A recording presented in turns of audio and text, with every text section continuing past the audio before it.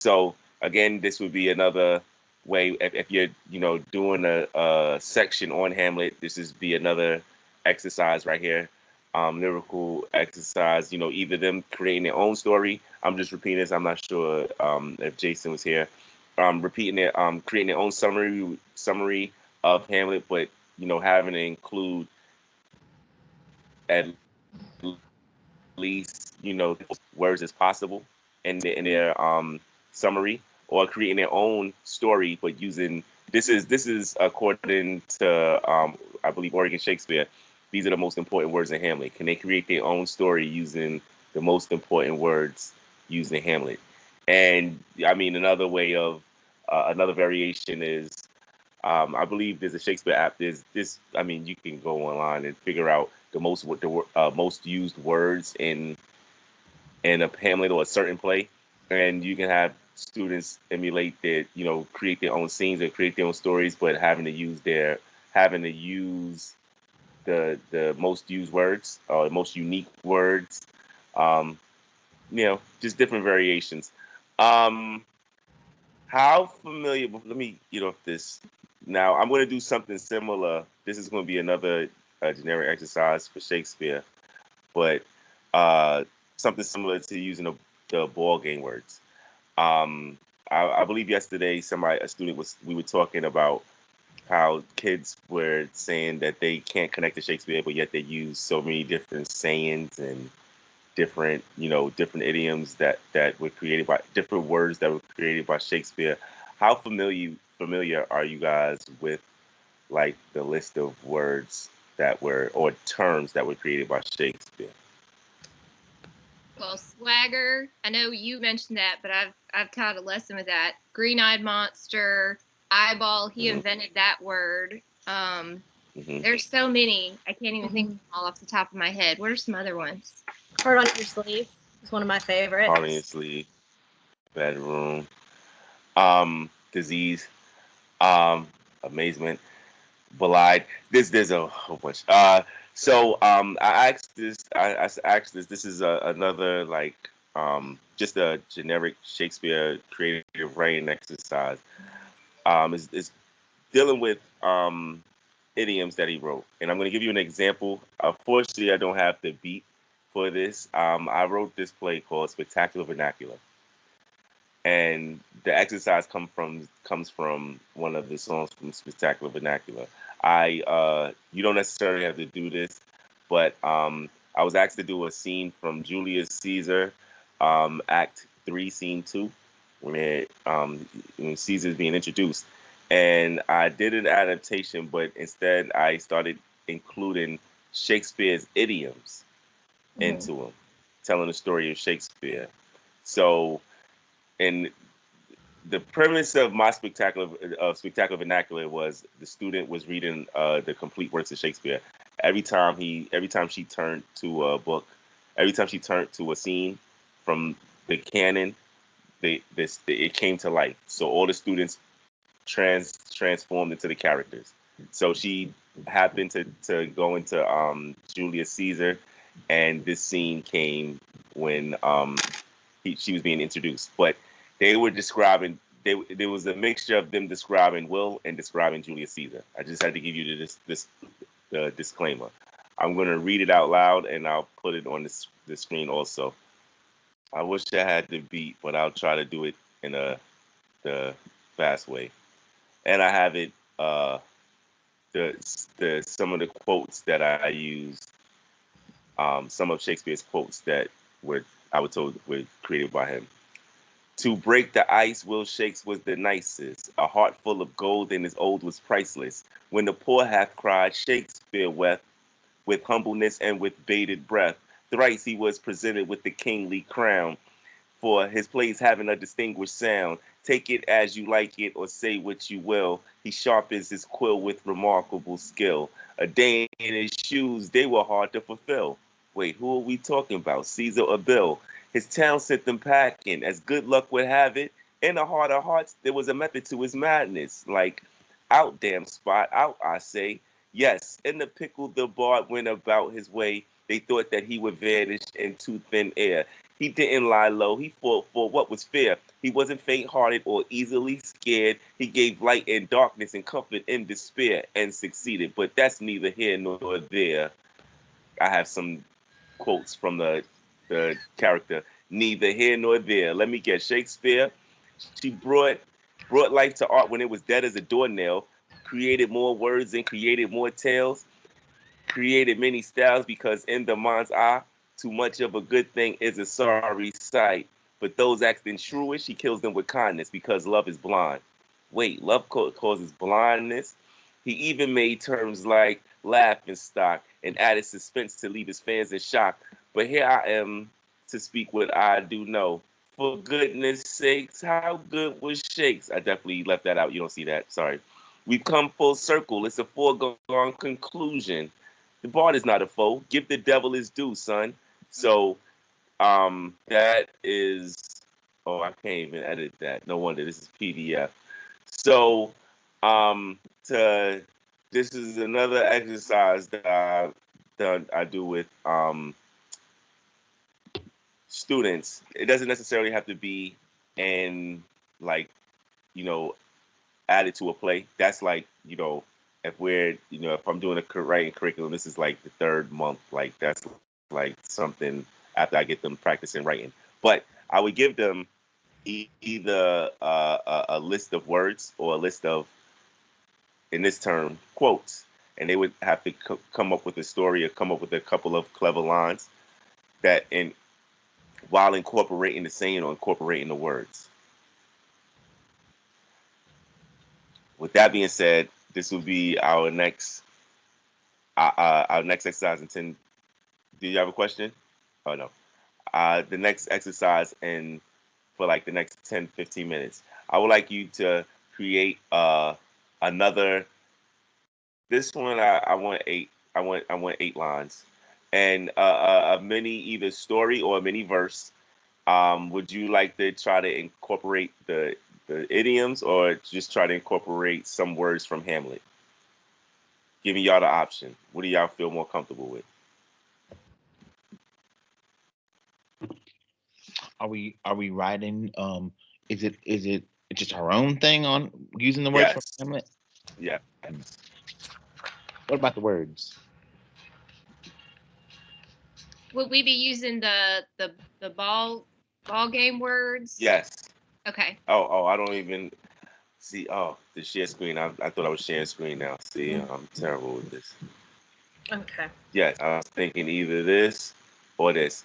And I can believe I can put these in the chat room as well. There's about 32 words there. So we're writing 8 lines that Yes. need to rhyme or don't need to rhyme. This does not need to rhyme. Okay, and it's just whatever we want using those words. Yes. Oh, And this is just lyrical exercise, how to find a ways to incorporate, words into your story. Um, First is words. Next would be like for me, what I just presented, idioms and sayings. Um, this would be the first step, how to incorporate a word, then how to incorporate like a a 2-word phrase, then how to incorporate sentences and different parodies. This is, part when writing adaptations, because in addition to, if I'm talking too much, feel free to let me know. But in addition to helping write adaptations, one of the steps that I like to use when writing adaptations, we want to keep the important parts, the parts that the fans love the original piece for. You want to keep them in. So, like when I have my students write a rap version, like there are thousands of rap versions of the Three Little Pigs. Somebody asked me to write Three Little Pigs, but when you're writing Three Little Pigs, you know what's going to stay in it. Little pig, let me in.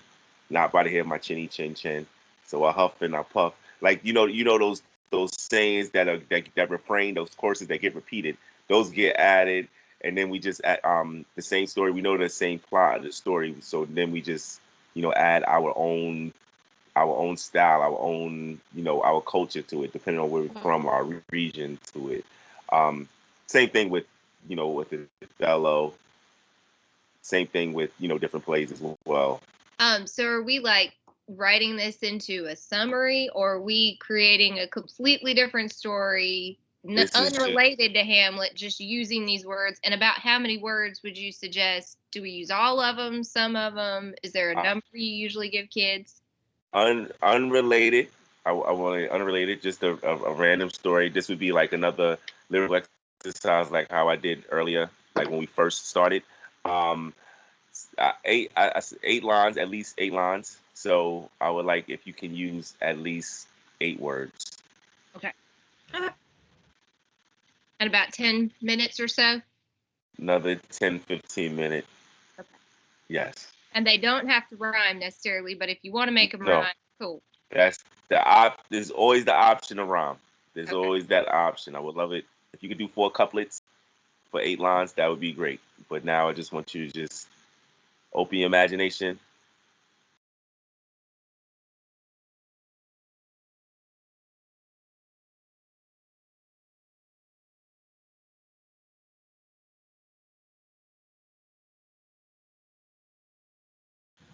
But yeah, for those that uh, don't feel like sharing, this is just again, this helps out for students open up, not open up, find a way to open up to somebody or something, and opening up to a notebook is another way of expressing themselves. So this exercise also can work in a way, just lyrical exercise as like a little journal entry or a diary. Um, just a diary, but included some literary devices to incorporate in within their writing. But yeah, this can be used in theater in terms of in creative writing, because I actually am more through that field, the poetry creative writing field. So, and in education, if we just want to, liberal arts, if you wanted to uh, write a piece and you had the bullet points rather than having words, a ball game words, you had bullet points for like rules of a particular subject, art, agriculture, to math, to taxes. These are ways that we can get students to write. So, but thank you for telling us, the situation and for writing. I use writing to share my personal thoughts anyway, or to get my thoughts out, whether it's shared or not. Okay, this is Doggerel, but I have no trouble sharing this. This has nothing to do with me.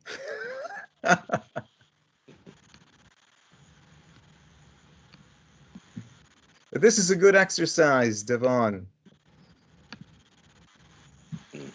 I really Nicely think done.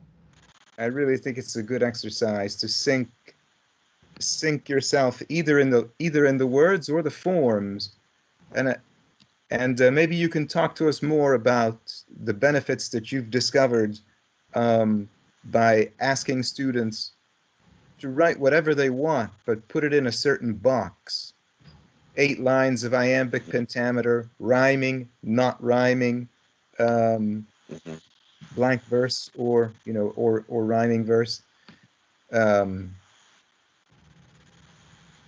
or like you said, taking one syllable off. Mm-hmm. Um, it seems that any any kind of restriction is a kind of stimulus. Mm-hmm. Mm-hmm. I would say maybe based off experience. I know I'm not the normal or the average student, but for me, well, I believe this is gives you it helps with presentation and give you more confidence to present or to share your story.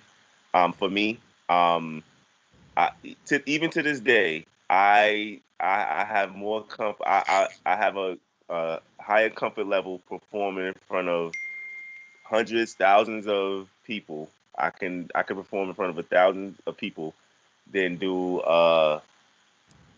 a panel or public speaking in front of 20. Maybe because at my comfort level is creative writing or arts. But so I sort of and I've noticed with students, especially working with I've noticed students that I want to get involved. Shy students or introverts, they seem to um, be more open to present creatively or in groups, or more open to performing in or yes, presenting that way than if they had to present an essay or answer a question. And I'm saying it's like I remember teaching in fifth grade I had the students that had the answer to a question, like how would subtraction question, and I would ask them to explain their answer. They would cower. They would, I mean, in the shower, they would be too shy to stand up and perform, and not perform. They'd be too shy to stand up and just explain how did you carry the numbers, just say that explanation. But when I added the fun or added like a group to it, when they can have some fun and it was with a friend or a pair where they can the stress level was a little off from them. They they got more open to performing. They got more open to presenting, and then they were even more open to presenting. It eventually began them presenting for themselves. Same thing with high school. When I get them to write, we always have. There's always like one or two that usually do not. Um, they're not used to presenting or used to writing, and then all of a sudden you put them in a group, or I give them an activity where they're not necessarily, even if it's something they're writing something personal, if it's not in like an essay form and they're able to put their own spin on it, so having them write in a creative manner is having them put their own spin to it. I equate it to a comedian sharing their life. They finding a way to tell their world about their life. They put a laugh to it, whether it's a comedy, tragedy, whatever they got going on. They find a way to tell their story. Creatively, I feel students get have more of a are more open to sharing that way. So as much as I like to get them to write, I also want them to try to get them open to speaking and just get them prepared for college, because what college and adulthood, because eventually, whether you're doing an interview for a job or you're doing a presentation for a class in school, a course in school, eventually you're gonna have to present. And why not practice this way? I feel like you're thinking outside. With this is your thoughts is out. You're outside a box, and yeah, you're out of your comfort zone when doing this. And if you're doing it with a group, and if everybody's doing it, if everybody's doing it, there's again there's a comfort level to that. So sort of the reason why I have y'all do the same, everybody, if everybody's in the same playing field doing this, you know, everybody would be more open to doing it. And as a teacher, me, I always like to write and share what I do, because when I perform, or if they see something from me first, they'll get intimidated. But it takes I want to show them that they write as like way quicker than me. Like I'm giving y'all 20 minutes, 10, 20 minutes to write these pieces. Some of these pieces that I write sometimes take 30, 40 minutes. So if I write with them and then show them my rough draft and show them that it's not done, that'll open them up also. So even if yours doesn't have this is not in couplet form or it's not finished, just the fact that you're in it with them, that's another way of being hands on with them. I just learned from doing math that you have to be in hands on and activity, activity, activity. Um, it doesn't necessarily. I know you have to eventually read the play, but say if you don't have all this time to read the play, you want to pique their interest to bring the play home and read it. So try to do some activities, some writing activities for summaries and something to get them to bring it home and start writing at home and reading at home for themselves. So you don't, because I know curriculums and things have been shortened, and you don't have enough time to try to go through a whole Shakespearean play, which is definitely not something that you're supposed to skip through. So yeah. I like what you said about showing them rough drafts. I think that a lot of students, see other writers and they're like, oh my God, I could never be that good. And we don't tend to show students what our first drafts look like. So they think all writing just comes out perfect. And we show them that, yeah, we make mistakes too, or, it's not perfect the first time around. It never is perfect the first time around. I think it takes out some of the fear and reinforces the idea that revision is important and that writing is a process. There's Yes. also a tool, if you use Google Docs, I've Mhm. used that with my students. It's called Draft Back. And so I'll pull up one of my writing assignments I've done for my master's degree or just something I've done for, myself or whatever. And it shows them very quickly, like in 2 minutes or less, my entire thought process. And it's very neat because they could see how many times I deleted something and I changed it. And so the average document will have like 24,000 revisions, but they Yep. can see my thinking in real time in 2 minutes or less. And they're just like, this is what the inside of your brain looks like. Okay. Oh yeah. But it's neat for them Yep. to see very quickly without me having to do a 20, 30-minute lesson modeling it that I'm obviously not a perfect writer first attempt, and they can see how I'll change a word to be more specific with my diction or something, and they can see that thought process, and I can pause it and we could talk about, why did I make this decision here, and how can you as a writer do that to become a better writer as well. So that's a tool I learned about this year and have started using it, and they thought it was really interesting to see not only that, but how many typos I make, because I'm like, Yeah. I'm not worried about that just yet. I'm Yep. just trying to get it out, get my ideas. And they saw how I might copy and paste and move things. And I'm like, okay, that's an organization choice. Yep. So why did I do that? And anyways, that might be a tool that if you don't use it, could be useful to demonstrate revision and then editing very, very quickly. Yeah, I might do Yeah. that. Their own writing. I require them to at least have, 8,000 revisions on their draft back. And I say, I can see your writing. So if you copy and pasted a whole paragraph and it just magically appears, well, you probably plagiarized right there. You didn't have it anywhere, and then it just Yep. up. And so that accountability kind of was intimidating to them, but they enjoy seeing how something evolved. A piece evolves, and sometimes with paper it gets lost, and right now we can't do a whole lot of paper stuff because of COVID, and so that was interesting to still incorporate revision and see that. Yeah. I like to show when I do my workshops. I like to show my students. I walk around with notebooks. Like I always do these small little pocket books that I write all the time, and I open it and show them like a verse or a song I have that has more scribbles than words on each page. Like each page has like 10 words on there.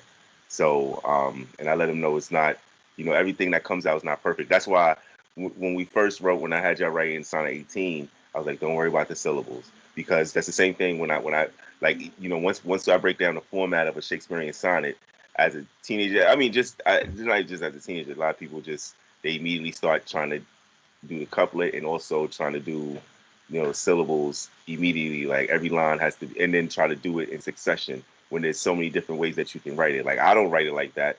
I honestly, I don't know how Shakespeare wrote it, but if he did it like that, 154 signs that he wrote every line in succession, and every line, one by one, 10 syllables, more power to him. And I wouldn't be, against that theory. But we have evolved. We don't use perfect rhymes anymore. We use slanted rhymes. We cheated the system a little bit. So I try to ease them into the, different formats. Another reason why I uh, give little options on what to write and how to write it. Um, Hopefully they can find their way with that. Um, any other questions based on the workshop? Thank you for adding line 7 and line 8. Sorry, yeah, I accidentally just hit the return button a couple of times. That's okay. Yeah, Copy and paste it. each line has 10 syllables except for one has 11, but it's feminine. And yeah, I just tried to use as many of the words as I could without rhyme. And yeah, this is one if you begin the class, just a lyrical exercise just to get them to get the juices flowing. You would do it this way. You know, if they already are in, you know, locked into the story of the Prince of Denmark, then you can, you know, have them do something more precise topic. And it doesn't necessarily have to. I just did the theme of Denmark. This can be with any book. Well, this is Shakespeare, so never mind. This could be with any play from Shakespeare.